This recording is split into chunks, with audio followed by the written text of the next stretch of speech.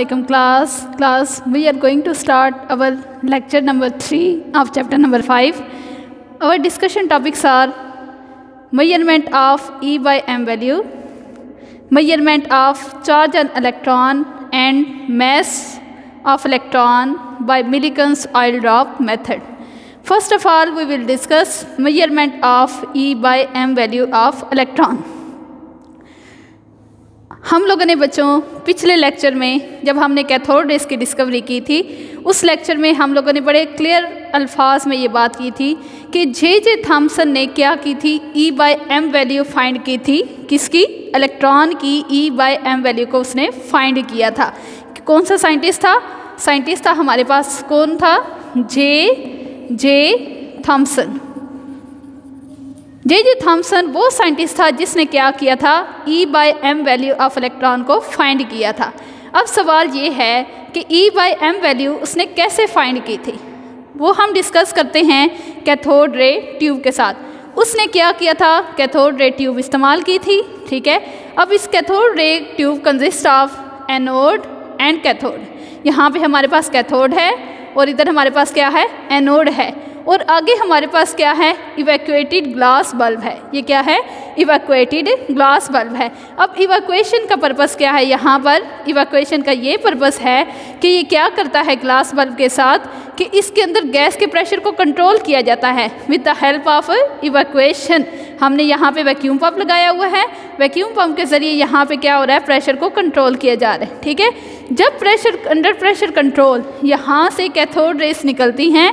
Cathode rays निकलने के बाद वो आगे हमने एक ट्यूब लगाई है, उसमें से गुजरती हैं और यहाँ पे हमारे पास एक स्क्रीन है, स्क्रीन के ऊपर जाकर फॉल करती हैं। ठीक है, स्क्रीन है। स्क्रीन अब कैसी स्क्रीन है? स्क्रीन हमारे पास बच्चों कौन सी है? फ्लोरिसेंट स्क्रीन है। स्क्रीन कौन सी है? फ्लोरिसेंट हमारे पास क्या है? स्क्रीन है।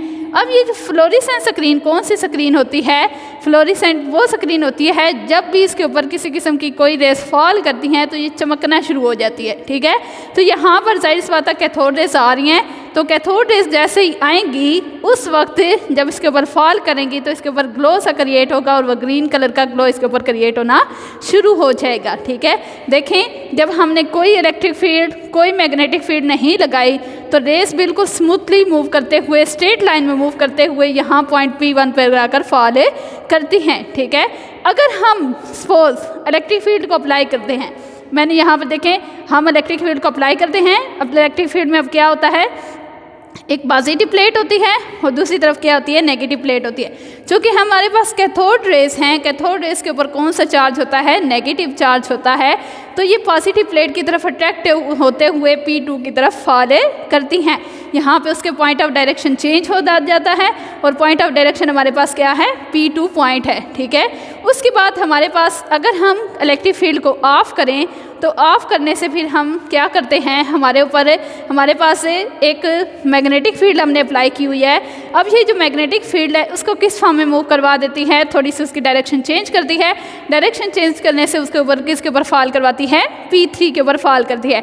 वो कहते हैं कि हम अगर इलेक्ट्रिक फील्ड और मैग्नेटिक फील्ड को इस हिसाब से एडजस्ट करें कि दोनों रेस, इलेक्ट्रिक फील्ड और मैग्नेटिक फील्ड, अगर हम इस तरीके से एडजस्ट करें कि उसके ऊपर रे का किसी किस्म का कोई इफेक्ट ना रहे, ठीक है, दोनों फील्ड एक दूसरे को कैंसिल आउट कर दें, तो अगेन ये जो रे है पॉइंट P1 के ऊपर फॉल करना शुरू कर देगी। जब उन पॉइंट P1 के ऊपर उसने फॉल किया तो हमने क्या फाइंड कर लिया? उसके ऊपर उसकी E by M value find कर ली। इसकी हमने क्या कर ली?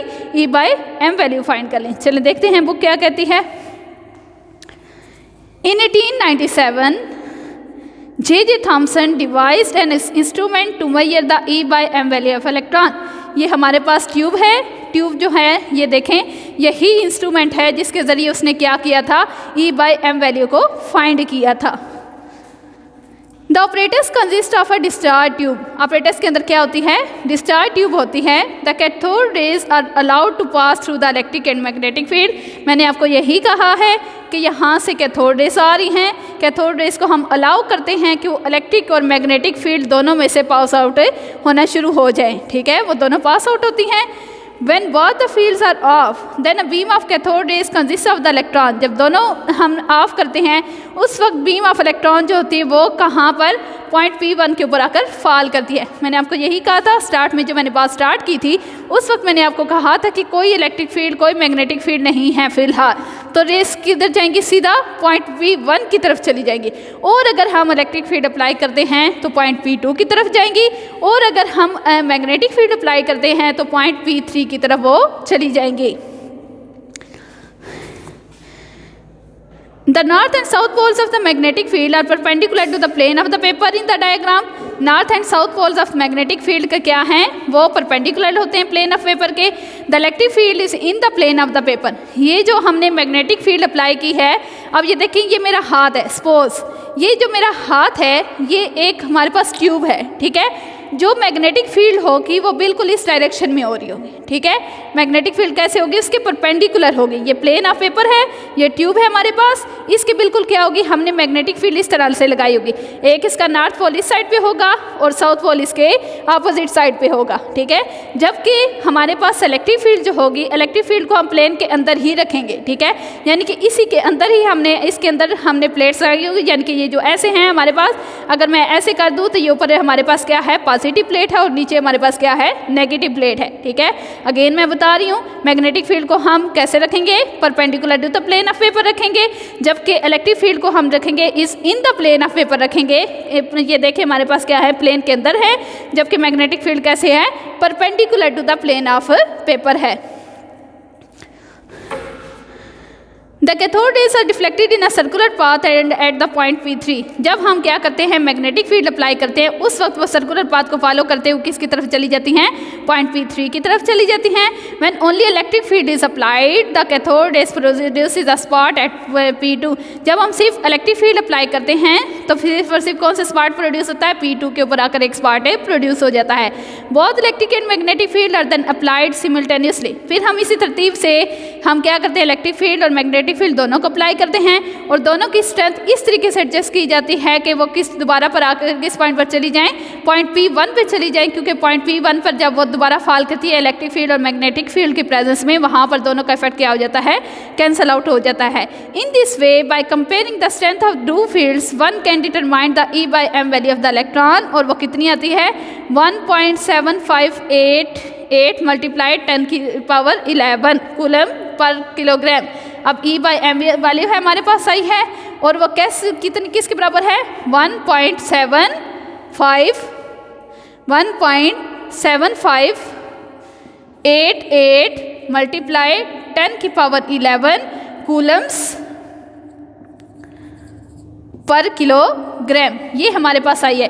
किलोग्राम किस चीज़ को इंडिकेट कर रहा है, मैस को इंडिकेट कर रहा है, और कूलम्स किसको इंडिकेट कर रहा है, चार्ज को इंडिकेट कर रहा है। चार्ज का यूनिट हमारे पास क्या होता है, कूलम्स होता है।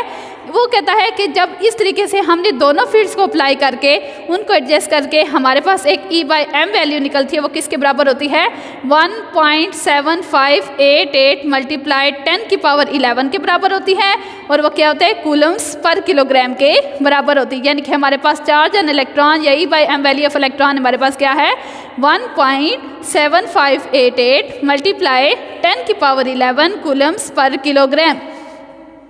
This means that 1 kilogram of electron have the 1.7588 multiplied 10⁻11 coulomb per charge.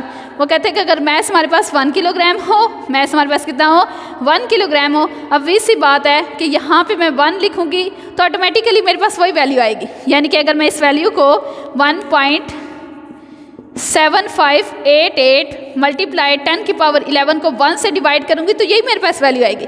लेकिन अगर मैं मैथ्स को चेंज कर दूंगी, 1.7588 मल्टीप्लाई 10⁻11 डिवाइडेड बाई मैं 2 करूंगी, तो कभी भी मेरे पास E/m वैल्यू जो है वो 1.7588 के बराबर नहीं आएगी। तो इसका मतलब ये है कि अगर हमारे पास मैथ्स 1 किलोग्राम हो, मैथ्स कितना हो 1 किलोग्राम हो तभी हमारे पास ये वैल्यू आती है 1.7588 मल्टीप्लाई 10 की पावर 11। अगेन हम थोड़ा सा रिवाइज कर लेते हैं। हमारे पास क्या है, जे थॉमसन ने कैसे डिस्कवर किया था इसको E/m वैल्यू को। उसने क्या ली थी, एक कैथोड रे ट्यूब ली थी, वहाँ से कैथोड रेस निकलवाई थी। निकलवाने के बाद उसने स्क्रीन के ऊपर फॉल करवाई थी in the presence of electric और मैग्नेटिक फील्ड। इलेक्ट्रिक और मैग्नेटिक फील्ड उसने कैसे एडजस्ट की थी, मैग्नेटिक फील्ड को उसने प्लेन ऑफ पेपर के परपेंडिकुलर रखा था, जबकि इलेक्ट्रिक फील्ड को उसने बिल्कुल प्लेन के अंदर रखा था। जब दोनों को एडजस्टमेंट करने के बाद उसने क्या किया था, स्क्रीन के ऊपर रेस को फॉल करवाया और स्क्रीन ने क्या निकाल दिया, हमारे पास E/m वैल्यू को निकाल दिया। और अगर हमारे